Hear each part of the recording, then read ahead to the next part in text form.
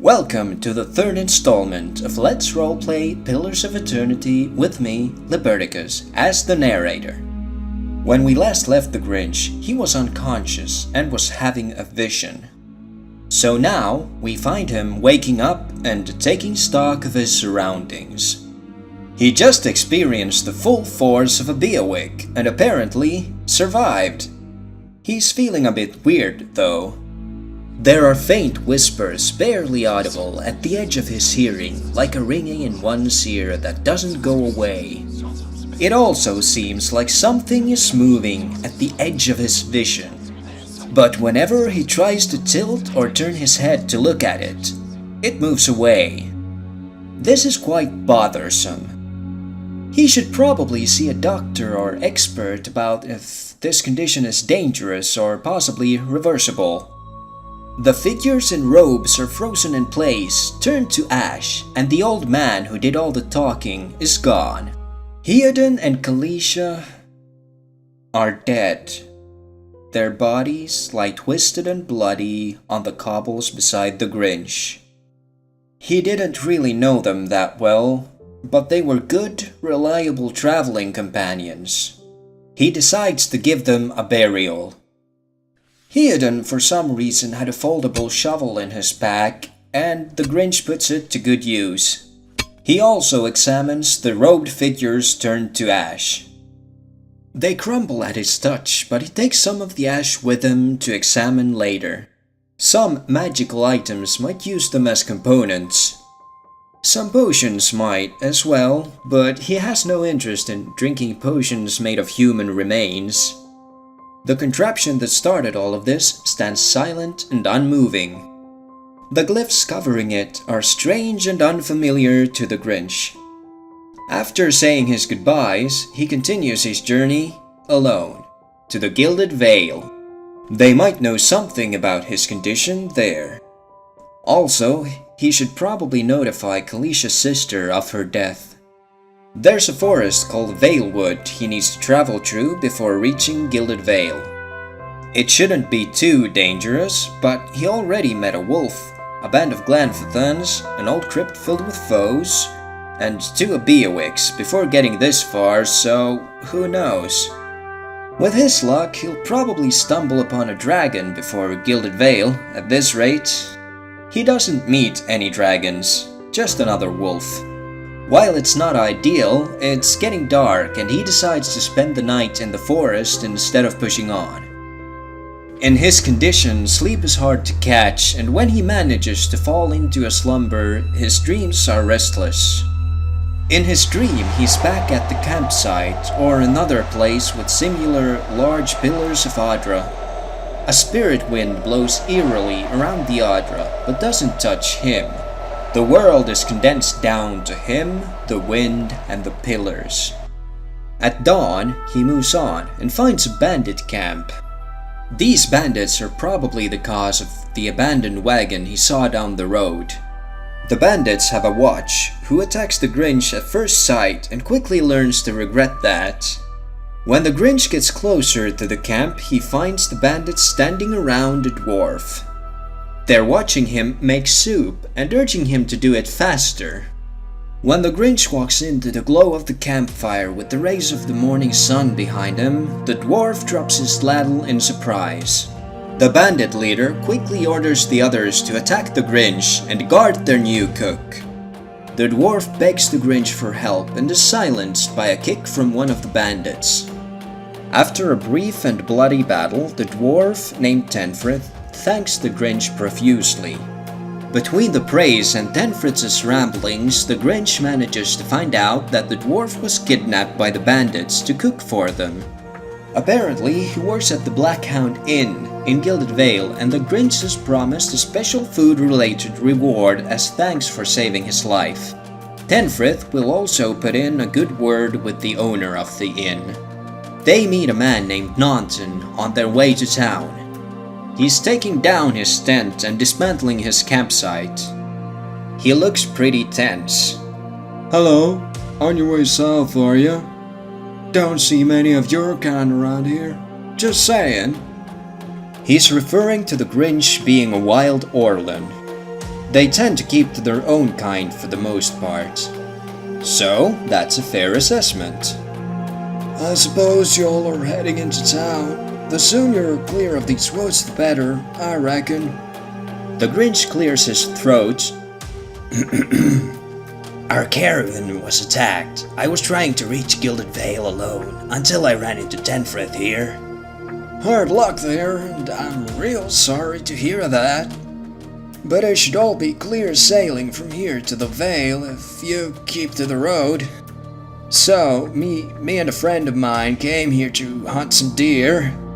We found this great big bear instead, and it killed Pearly. It was like real ferocious. So, stay clear of the cave north of here.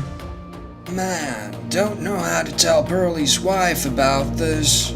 Anyway, I'm heading home before something worse than that bear shows up. The Grinch and Tenfrith gives their condolences and moves on towards the Vale. When they get close enough to see the village, the Grinch slows down a bit. The shadows at the edge of his hearing and sides are making him dizzy. He tells Tenfrith to go on ahead and continues at his own pace. Welcome to Gilded Vale, population 131.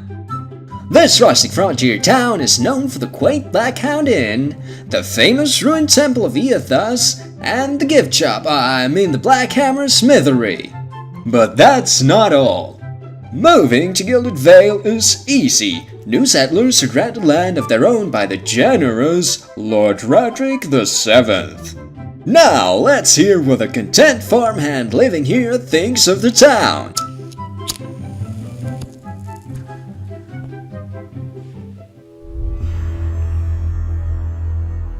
And there you have it! We look forward to seeing you in Gilded Vale! The Grinch shakes his head as the strange vision dissipates. He really needs some help with this ailment. Walking into the town square, he's met by a group of 3 men. One of them is dressed in fancier clothes than the other 2 and seems to be the leader. His skin is as dull and grey as the desolate village behind him, and he scans the Grinch with sunken, lifeless eyes before speaking. You must be one of the new settlers. Welcome to Gilded Vale. You'll be pleased to know that we've had some recent vacancies here. He glances at the tree adorned with hanged corpses while speaking. The Grinch is quite baffled, but humans have some strange customs, so he decides to act politely. I feel at home already. The man's gaze returns to the Grinch. Of course, we'll need to make some inquiries first.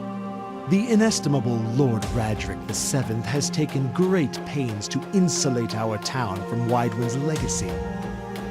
Have you ever sired a Hollowborn child? What's a Hollowborn? Kalisha mentioned something about villagers having trouble giving birth. Maybe this has something to do with it. An infant born without a soul, of course.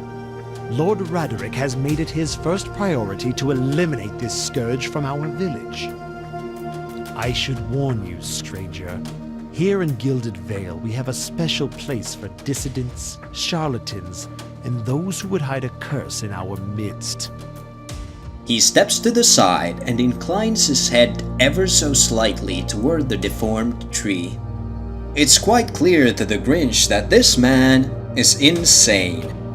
Hopefully, Lord Radric can put a stop to this madness.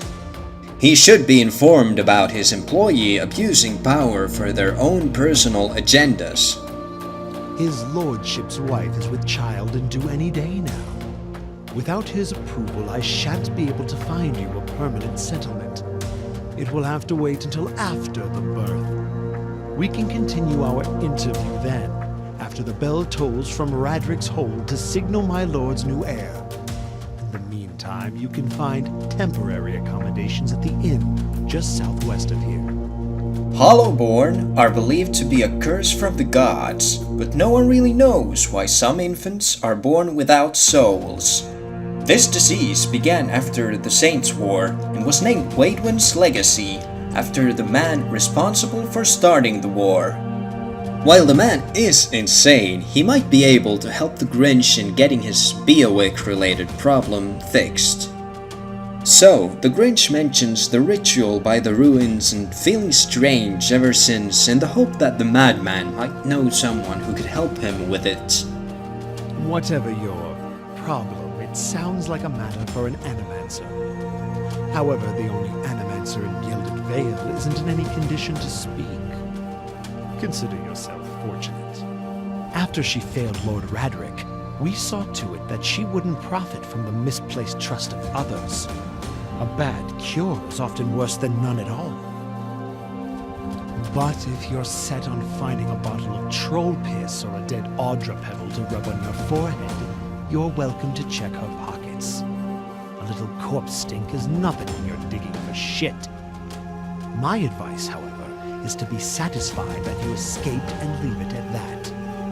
Quite insane indeed. Killing the healers when their skills aren't good enough? Why would anyone ever think that would be a good idea? Anyone who knows about animancing would be sure to keep their head down. Especially after this whole spectacle with the hangings. The Grinch is about to say his goodbyes and move on when a bell tolls. Keep out of...